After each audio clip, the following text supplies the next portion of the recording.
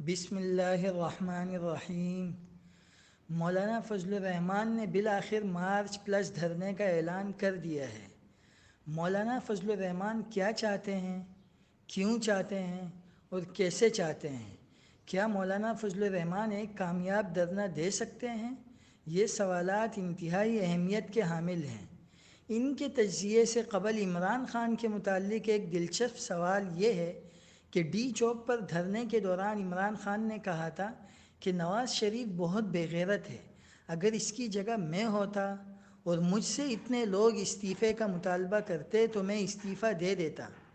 دوسری بات یہ ہے کہ عمران خان صاحب نے الیکشن جیتنے کے بعد پہلے روز ہی اسمبلی میں آ کر دعویٰ کیا تھا کہ اپوزیشن مارچ اور دھرنے کی ہمت و اعلان کرے، انہیں ہم کنٹینر بھی دیں گے، کھانا پینا اور دیگر سہولیات بھی دیں گے۔ اب سوال یہ ہے کہ عمران خان صاحب ان دونوں میں سے کسی ایک اعلان پر عمل کریں گے، دونوں پر کریں گے یا کسی ایک پہ بھی نہیں کریں گے؟ کیا وہ اپنے کنٹینر والے بیان پر قائم ہیں یا ہمیشہ کی طرح یو ٹرن لے کر اپنی جگ ہنسائی کا باعث بنتے ہیں؟ شاید عمران خان اس خبط میں مبتلا رہے کہ معاصر سیاسی جماعتوں، ان کے لیڈرز اور کارکنوں میں یہ صلاحیت ہی نہیں کہ وہ دو چار روز دھرنا دے کر بیٹھ جائیں۔ نون لیگ اور پیپلز پارٹی کی حد تک تو ان کا خیال شاید ٹھیک ہی تھا، مگر وہ اپنے اصل حریف مولانا فضل الرحمان کی سیاسی عصبیت کا ٹھیک اندازہ نہیں لگا سکے۔ مولانا فضل الرحمان ایک میچور انسان ہیں اور وہ سیاست کے داو پیچ کو بخوبی سمجھتے ہیں۔ بڑے بڑے ناقدین اس بات کا اعتراف کرتے ہیں، اور وہ مذہب پر جتنا عبور رکھتے ہیں اتنا ہی بلکہ اس سے زیادہ عبور سیاست پر رکھتے ہیں۔ یہ عمران خان کی بدقسمتی ہی ہے کہ انہوں نے مولانا فضل الرحمان جیسے شخص سے پنگا لیا ہے۔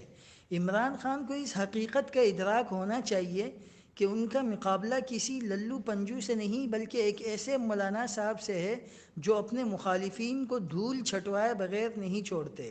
مولانا فضل الرحمان کے ورکر عمران خان کے کارکنان سے کہیں زیادہ سیاسی عصبیت کے حامل اور سخت جان ہیں، اور وہ اپنے قائد کے اشارے پر اپنی جان تک دینے کو تیار رہتے ہیں۔ اس وقت ملک کی ساری سیاست مولانا فضل الرحمان کے گرد گھوم رہی ہے۔ ہر کوئی آزادی مارچ پر بات کر رہا ہے۔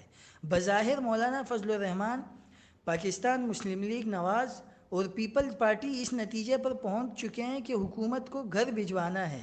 البتہ طریقہ کار اور لائحہ عمل میں اختلاف ہے۔ حزبی اختلاف کی جماعتیں اس دھرنے کو گیم از اوور قرار دیتے ہوئے تین نتائج کو بھانپ رہی ہیں۔ نمبر ایک، وزیر اعظم استعفیٰ دیں اور اسمبلی کو برخواست کر کے عام انتخابات کا اعلان کیا جائے۔ نمبر دو، وزیر اعظم کے استعفے کی صورت میں اگر ان کی جماعت سے کوئی اور وزیر اعظم بننا چاہے تو اسے ایوان سے اعتماد کا ووٹ لینا ہوگا۔ ایسی صورت میں حزبی اختلاف اتحادیوں سے رابطہ کرے گی اور انہیں یقین ہے کہ عوامی دباؤ اتحادیوں سے ان کی حمایت میں فیصلہ کروائے گا۔ نمبر تین، اپوزیشن کی کامیابی کی صورت میں ان کا نمائندہ وزیر اعظم انتخابی اصلاحات پر پارلیمانی کمیٹی تشکیل دے گا اور اصلاحات کی تکمیل کے بعد عام انتخابات کا اعلان کیا جائے گا۔ مولانا فضل الرحمان گرفتاری کی صورت میں متبادل قیادت اور تین متبادل منصوبے پہلے ہی ترتیب دے چکے ہیں۔ جے یو آئی سندھ کے علاقے سکھر سے مارچ کا آغاز کرنا چاہتی ہے۔ جے یو آئی کا خیال ہے کہ سندھ میں اسلام آباد کی جانب سے مارچ کے آغاز پر پیپلز پارٹی کی سندھ حکومت کی جانب سے کوئی رکاوٹ نہیں ڈالی جائے گی اور مارچ کا ٹیمپو بن جائے گا، اور اسلام آباد کی جانب مارچ میں خاطر خواہ افرادی قوت ہوگی جسے انتظامی طور پر روکنا پی ٹی آئی حکومت کے لیے ممکن نہیں ہوگا۔ جے یو آئی کے ذرائع نے بتایا ہے کہ جے یو آئی کے بنیادی ارکان کی تعداد اس وقت 2 ملین سے زائد ہے۔ مولانا فضل الرحمان نے آزادی مارچ کے 15 لاکھ شرکاء کے 30 روزہ قیام و طعام کا بندوبست کر لیا ہے۔ مولانا فضل الرحمان نے آزادی مارچ کو دھرنے میں بھی منتقل کرنے کا فیصلہ کیا ہے۔ جب اپوزیشن کی بعض پارٹیوں نے ان سے آزادی مارچ کے اگلے روز کے پروگرام کے بارے میں استفسار کیا تو مولانا نے دو ٹوک الفاظ میں واضح کیا کہ فی الحال ان کے پاس ریڈ زون میں 1 ماہ کے قیام و طعام کا انتظام موجود ہے، اگر ہمیں دھرنے کو طوالت بھی دینا پڑی تو اس کا بھی انتظام کر لیا جائے گا۔ دوسری جانب حکومت اس صورتحال سے نمٹنے کی کوششوں میں ہے۔ طاقت کا استعمال معاملات کو خراب کر سکتا ہے، جبکہ مذاکرات کی صورت میں حکومت کو لے اور دے کی بنیاد پر چلنا ہوگا۔ اس لین دین میں مذاکرات کون کرے گا اور کس سے ہوں گے، یہ نقطہ انتہائی اہم ہے۔ البتہ غور طلب بات یہ ہے کہ اگلے 3 ماہ میں متوقع چند ایک سیاسی و عدالتی واقعات خاصی اہمیت کے حامل ہوں گے۔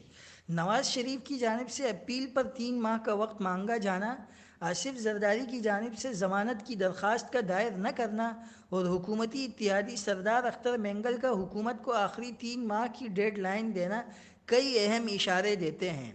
ایسے میں سوال یہ ہے کہ اگلے سال کا آغاز سیاسی سرپرائز دے سکتا ہے؟